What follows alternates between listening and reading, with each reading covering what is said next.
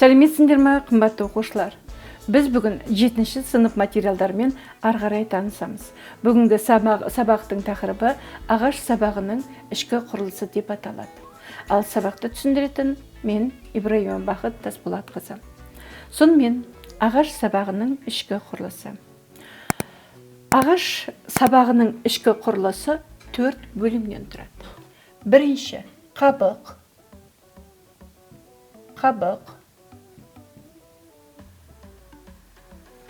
Екінші бұл камби.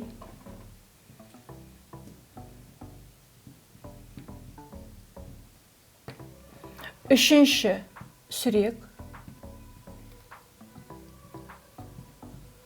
Төртінші өзек. Біз бұларды қай жерден көре аламыз? Егер де ағашты кескенде, немесе ағашты кескен кезде оның түбірі қалады. Сол түбірін көрген кезде, немесе ағаштың көлденең қимасын кескенде көрген кезде, осы қабаттарды байқауға болады. Яғни ағаштың ішкі құрылысы 4 бөлімді. Бірінші қабық, камби, сүрек, өзек. Бірінші қабық дегеніміз не? Ол қабық дегеніміз ағаштың сыртын қаптап тұратын ең сыртқы қабаты. Ағаштың сабағының сыртын қаптайды. Яғни бұл сыртын қаптағандықтан бұларда бір ғана қызмет, қорғаныш қызметін атқарады. Яғни қабық ағашта қорғаныш қызметін атқарады. Қабық 3 бөлімнен тұрады. Бірінші, біз шөптекті өсімдіктер немесе жас бұтақтардың сыртында мөлдір қабатты көреміз.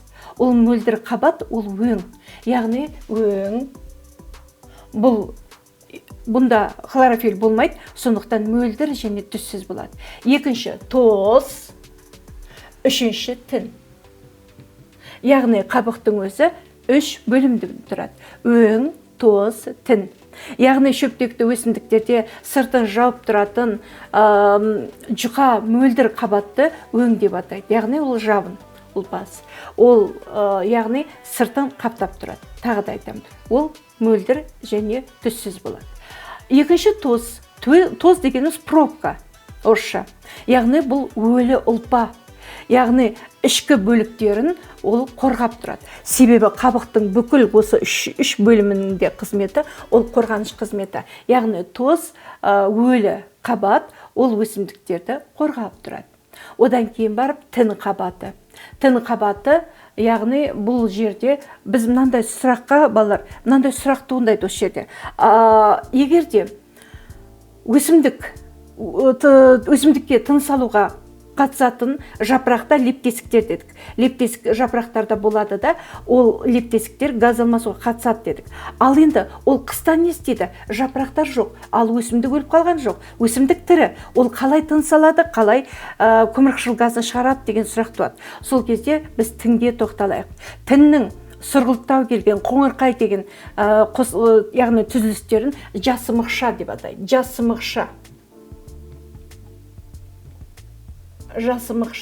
Яғни осы жасымықшалар арқылы, яғни тыныс алуға өсімдік, тіндегі жасымықшалар арқылы өсімдік қыста тыныс алады.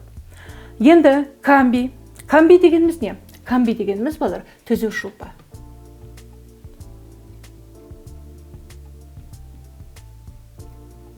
Неге түзеуші ұлпа?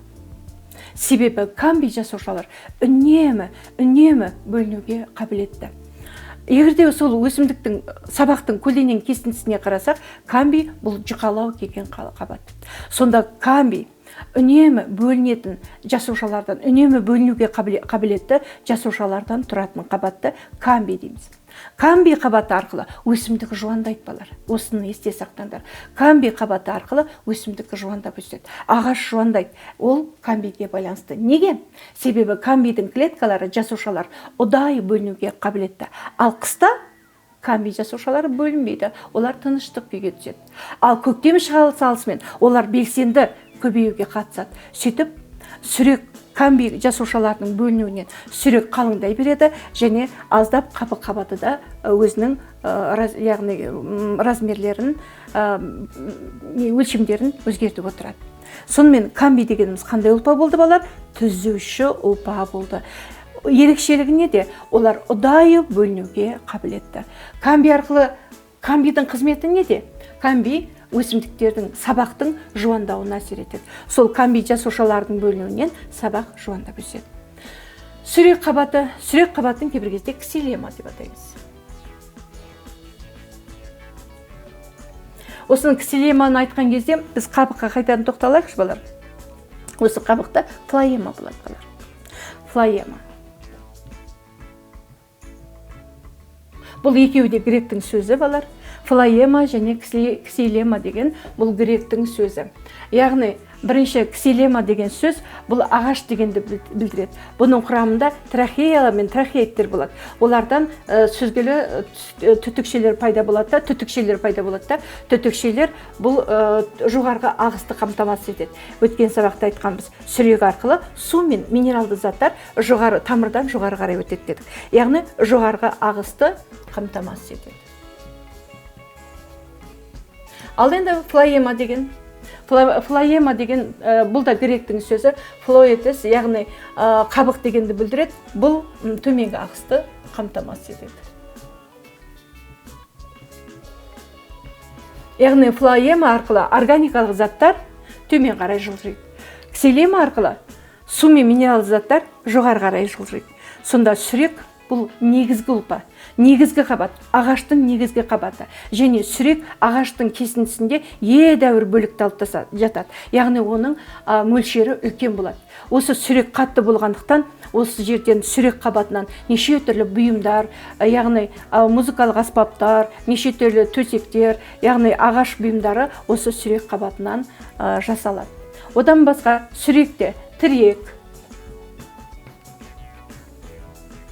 өткізгіш, негізгі ұлпалар болады. Тірек ұлпасы сүрекке мықтылық, беріктік қасиет беріп тұрады. Сондықтан бағанағы тұрмыстағы неше түрлі заттар осы сүрек қабатынан жасалады. Өзек дегеніміз ең ағаш сабағының ең ішкі қабаты. Яғни бұл жерде қор жиналады.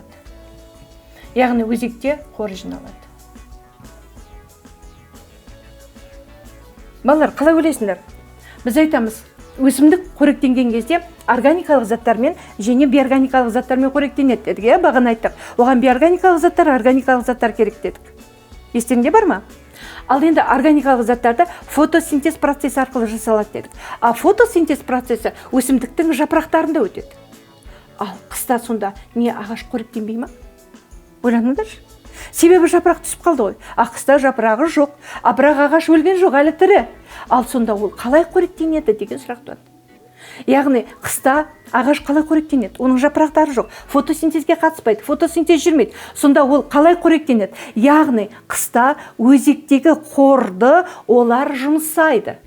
Яғни өзекте жиналған қор жиналды ғой өзекте, соны олар жұмсайды. Сөйтіп көктем шыға салысымен жасыл жапырақтар пайда болғаннан кейін фотосинтезге ары қарай қатысып, өзіне органикалық заттарды жасай бастайды. Міне балар, сабақтың ішкі құрылысының әрқайсының өзінің қызметін біз талдадық. Сонымен бүгінгі сабағымызды қорытайық. Бүгінгі сабағымызда ағаштың көлденең қимасын қарағанда, ағаштың ішкі құрылысы 4 бөлімнен тұрады екен. Қабықтан, камбиден, сүректен, өзектен. Енді бұл жерде өткізгіш ұлпалар ретінде біз флоема мен ксилеманы айтамыз. Яғни сүректі кейбір кезде ксилема дейді. Неге? Сүрек арқылы су мен минерал заттар жылжиды.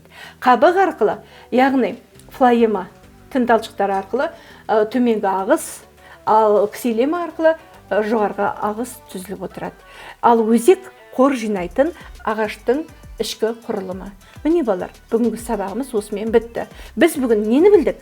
Яғни ағаштың ішкі құрылысымен таныстық.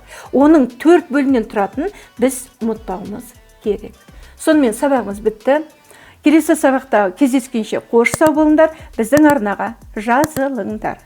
Сау болыңдар.